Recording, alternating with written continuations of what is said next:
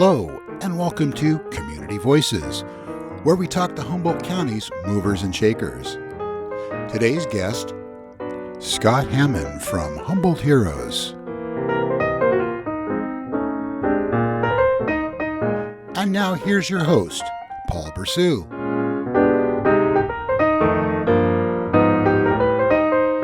Hello and welcome to Access Humboldt's Community Voices. My name is Paul Bressound. I'm the host, and today we're speaking with Scott Hammond from Humboldt Heroes. Scott, welcome.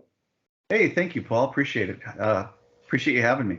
Right on. The first thing I'd like to do, as I ask always, is to ask people to give me a little background on the organization, but also your position within the organization.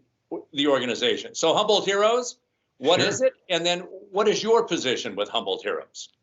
Great question. The Humboldt Heroes was started 6 years ago. I had just opened my State Farm agency, and I had a radio guy in my office going, "Hey, what?"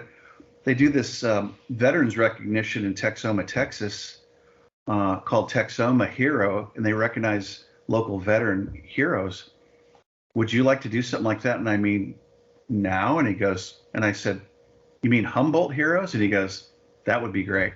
And so for the last 6 years, we've recognized local veterans from all five branches, active, inactive, heroic before, during, and after their service. And it's just kind of our opportunity to say thank you. It's been a minute for some people to not have been, say, thanked. And it's a really cool opportunity. And every one of these is different. So we do a recognition on our brickyard at 7th and G downtown on the last Friday of every month. It lasts about 15, 20, 30 minutes. And we do a presentation. We have a lot of people that we can talk about that support this, and that we present a plaque, and family comes out. And it's just really, it's so heartwarming. It's our modest attempt to say thanks to some of these folks that we were able to reach with a sincere thank you, and family and friends come out, and every one of them is different. There's tears, there's laughter, there's joy. It's all amazing. Let me take a step back, because when you said the radio personality had talked to you about a group that was in Texas, how widespread is this through the United States, or is there just the two groups? Don't know. I'm sure there are dozens, if not hundreds, of organizations that say thanks to their local veteran heroes. This guy, Billy Bonham Chrysler Plymouth, in I think he's in Texas. It's actually a town called Texoma, up on the border in Texas and Oklahoma. They have a real strong vet population, and they've been doing it for a little longer than we have. And so yeah, I'm sure it's widespread. I don't think it's franchised in that sense, and it's probably various forms of informality or more formal. Clearly, there's veterans halls and Elks groups and people, I'm sure hundreds, across the nation that do that. So we're just kind of doing our modest part here, which is really fun. Do you ever try to connect with any of these other groups from around the United States? A little bit, yeah. We've had some relationship connection with Texoma a little bit. I kind of know Billy Bonham from a distance. I think he's like a retired car guy, and I don't know much about him, or I've kind of watched their stuff on Facebook and what they've done, which is it's neat, it's cool, it's interesting. I think they do it, if I remember right, they do many of them in their showroom, so they have a bigger, they have a car dealership, so they have they have an arena in which to work in. We have a nice brickyard outside at 7th and G, which is just fine. And so let me flip that question around. Have there been groups from around the country that have tried to get hold of you? Yeah, we've been, I've been interviewed. In fact, the State Farm Reflector magazine, which goes to 20,000 agents, actually took some time last year to do an interview, and we were, I was going to say featured. We had a small column in the national magazine, kind of highlighting acts of goodness, and we're 100 years old this year, and everybody's trying to do 100 deeds of goodness, and we were doing this well before that was talked about, but and we'll continue to do it. And it's really been neat. We have a lot of community support. So now, not exactly connected with folks that do it around, but I'm making a mental note, Paul. So good call. Well, the other thing is, do you have a committee or whatnot that chooses these honorees? Yeah. From the get-go, it was some folks from the radio station, and now it's Pierre Carbonneau. Do you know Pierre? He's Italian locally. I'm afraid not. Yeah, he's a great guy, and he's connected to various veterans groups, and he's kind of my wingman. And so yeah, we have a committee of folks that. So we take the nominations and we look at them and evaluate based on a lot of things. And funny thing is, every one of these is magical, and yet we don't get a lot of nominations. So I'm going to make the plug. Call me, text me, Facebook me, Scott Hammond State Farm or Humboldt Heroes online on Facebook, and get your nominee in there, because there's veteran men and women out there that are that just haven't been thanked for a while, and we certainly want to consider them. And we do it once a month, so we're not stopping. So you kids get those veterans nominations in here.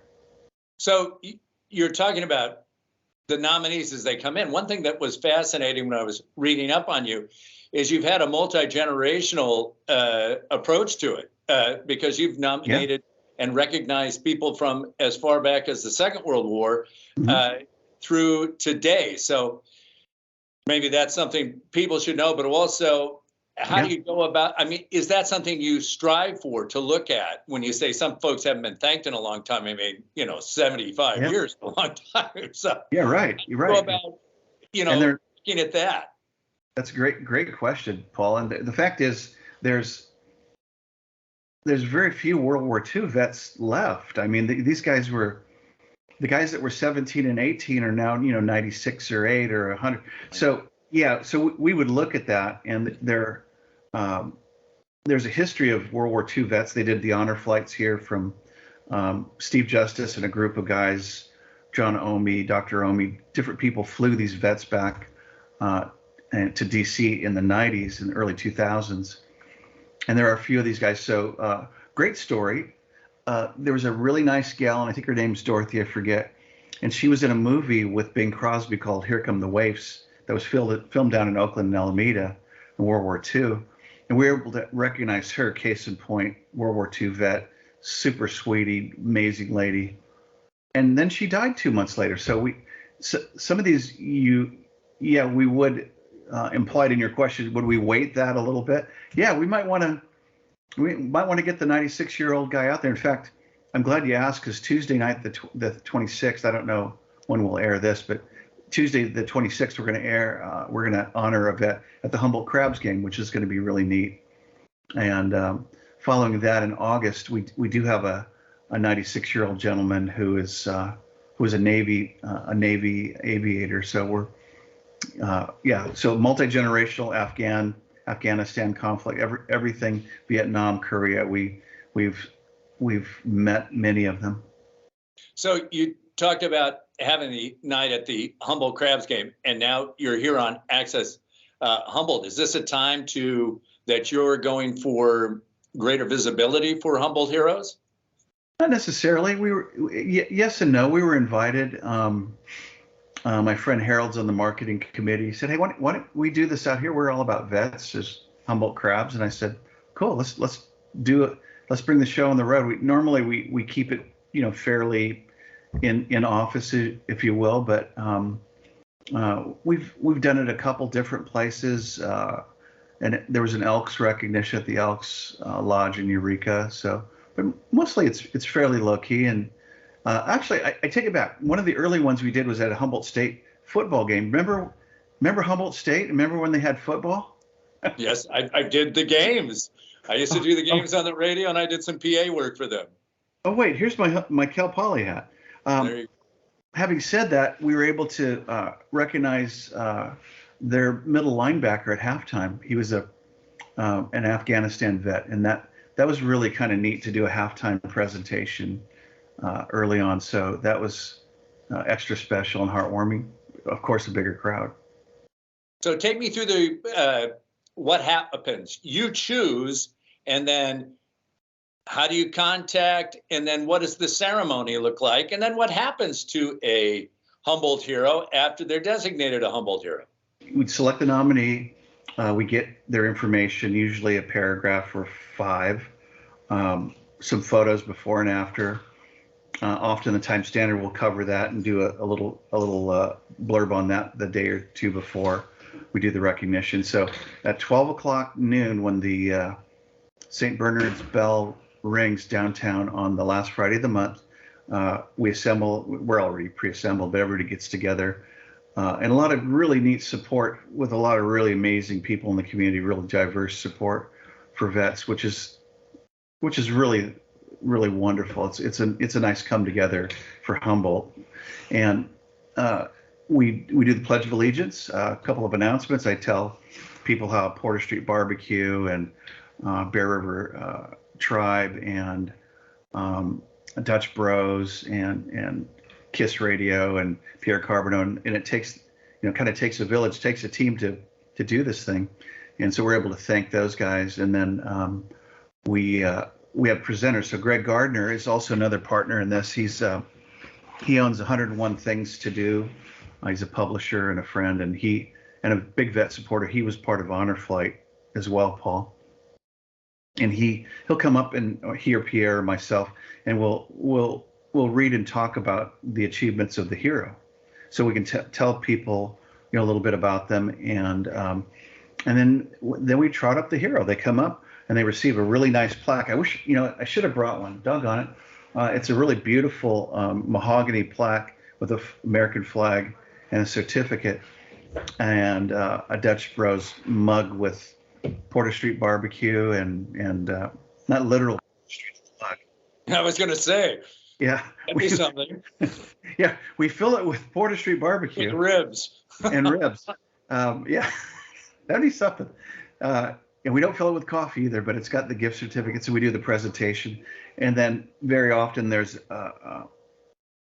time for photos and time for people to go ahead and pose with and ask questions of the local hero. So really, really neat. Now, when you're talking about people, so you get a crowd for these things. Oh, great. Yeah, 20, 30, 40 people. It's modest. It's not a giant crowd or anything, but it gets pretty big. And then do the local VFW halls support the event as well?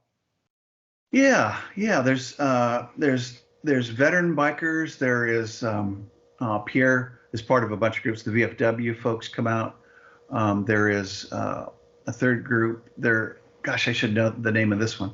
But yeah, there's kind of a cross-pollination of really neat veteran support people from different groups that come out and actually help us. They'll set up. So Mark Nelson is my buddy. He is amazing. He comes in. So we have a table that's set up. We bring out a flag. It's a little bit of a production, but he'll come in and he'll set up and he'll break down and do the whole 9. So has it been fun for you to do this? Yeah. In fact, when I post this after each event, I always use the term, "This is the funnest part of my job."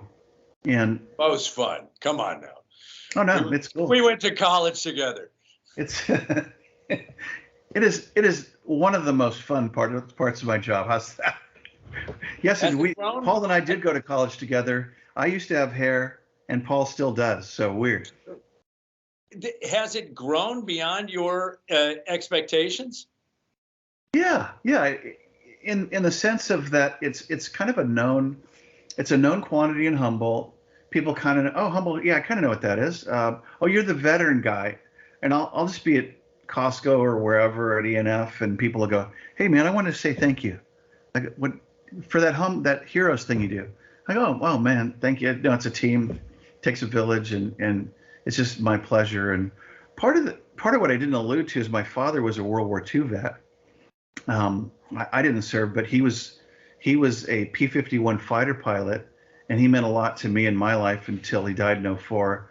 In fact, he was an insurance guy, and I just thought, hey, that's for chumps like my dad. And you know how that goes. You become your father, Paul. And so I haven't made it there yet. Yeah, I'm sure you have aspect. So in 2013, I changed careers at age 53 and became a State Farm guy. Drank all the red Kool-Aid and became an agent here locally. And big switch, big shift. And I discovered one day that I'd kind of become my dad. And in honor of him, who was an amazing guy, regardless of insurance, he inspired, kind of postpartum, post-mortem, post his death. He kind of inspired me to go, hey, I want to honor vets, and it's a cool thing. And if I can do that, it's not, it's nothing but good stuff to say thanks to these guys and gals who've been amazing. And when I conceive of, like, if we thought about giving up 4 years of our lives and going somewhere, that's a big sacrifice, and it's something cool. And I would go further. We don't honor folks that are just combat people. One gal was a dog trainer in Korea with the Army. Another gal, Rachel Seaman, Lieutenant JG, is the only female pilot at Group Humboldt Bay here in McKinleyville. So we've really kind of kept it really fun and diverse, and some real honorable people that do a variety of things. That's my point. Through your experience, has the importance grown? I mean, it's a time when we have a lot. I've seen renewed interest in the VFW halls because we do have people that have come back and served from Afghanistan and Iraq and whatnot. Do you see a growing importance and a need for groups of this manner? Yeah, I really do. I think there's the local VFW hall's been retrofitted like for the last 3 years, and it's amazing. If you go in there, it's like a new space. Our friend Jeff up at Arcata VFW, he's taken the bull by the horns, and they have a great redone facility up there. So bottom line is, I think there's a renewed and an ongoing desire to say thank you. And in terms of numbers, I'd be hard pressed to tell you there's more veterans in Humboldt than there was 10 years ago. I don't know that, but in terms of culture and paradigm and love and care, I think that veteran appreciation is super alive and well in Humboldt and in the nation. What do you see for the future of this? Do you see? I asked earlier in the interview about connecting with other groups. I mean, you obviously see this going on once a month. Are there benefits to an honoree beyond the wonderful recognition they get? What do you see? I mean, you've got this thing going for 6 years. That's pretty amazing. It's gone every month for 6 years. That means that 30, what is the math? 6 times 12, 72 honorees so far and growing. What do you see in the future? So bottom line, don't know, dreaming about it a little bit. So we're a 401(c) nonprofit. So there's that. We've partnered with a couple of larger groups like the Tribe, like Bear River, who are amazing. I could see, if it worked out and somebody spearheaded this, to have maybe a funding arm, if we were donated to, that we could give back to the VA or to the local vet center or to to veterans that were struggling in some way. But at this point, it's this thing costs money to do, and that's fine. The bottom line is, I don't see it becoming, major Disneyland-ish, big arm of funding. But yeah, if there could be other, you challenge me, and it's a great question. I don't know that I'm prepared with a great answer, but I think taking the show on the road, connecting with other vets groups is great. Why wouldn't we do this at the Humboldt County Fair? I don't know. Let's do it. There's a veteran stand down that they do down there. Why wouldn't we do a recognition for and with those guys? So making mental notes right and left, Paul. Thank you.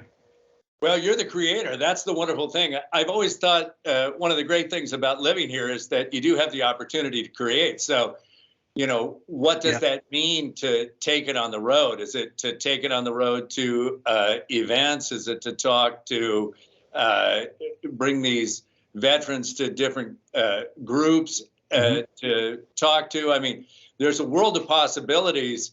You know, just getting it started is an amazing amount of energy. But now you've got, you know, now it's rolling. I'm going to grab a pad of paper right now. I'm going to write this stuff down. Over here. Doggone it. No, you're right. And, I've been a collaborator. I work cheap. I'll have that coffee cup with the ribs in it, please. Yeah, you got it. The possibility is there, and yeah, are we in a position to grow and do something special? Yeah. Is small still okay? And you know, we always aspire to bigger and better and badder and more, you know, the American way. And I'm not against that, but maybe the charm lies in its scale. So I might argue that for a second, and I don't know. So, but it begs the question. The other thing is I have shared it with other State Farm agents, and to not promo State Farm other than we're just brick and mortar and number one on the planet and great. The fact is, a lot of these guys and gals agents are in little communities all over the nation, and they're really poised quite well to do a local vet recognition where there might not be one. So I've shared the idea to your earlier question with a few of those guys. Have they ran with it? I really don't know. And the other part of this is I actually have a day job with my family and then running my business. So it's like you don't see yourself as national director. Yeah, not quite yet. No, probably not. But you know, you brought up two good points, and one was, you know, the charm of having something local. I mean, it's more meaningful in a local community to have the local folks, and I don't think that would ever change. But then you said something else as this moved on with your partners that exist. Maybe that goes to creating beyond the good of just the recognition. It goes to a VFW hall and it allows some sort of support for veteran support. Mm-hmm. And I think that, you know, that's not too pie in the sky. That seems like an achievable goal. It's the next, I mean, first you recognize someone and create that, mm-hmm. that awareness, and then maybe that awareness can go toward, you know, the next level of mm-hmm. good. I thought that was interesting when you said that. Yeah, I think you're right. It's scalable, and there's enough local vet groups, and the connections are easy to be made. And yeah, I'm challenged to do that. I think that's great, and we've been encouraged to do that. And it's time. Here's a fun fact. Would you like a fun fact, Paul? I can't wait for fun facts. In 6 years, and I'm going to shake my finger at the screen. Funny, in 6 years of doing this, it's never rained on us. Well, there's the announcer's jinx right there. You're done. Yeah, no, it's gonna dump. It's gonna dump here in July on Tuesday, the Crabs game.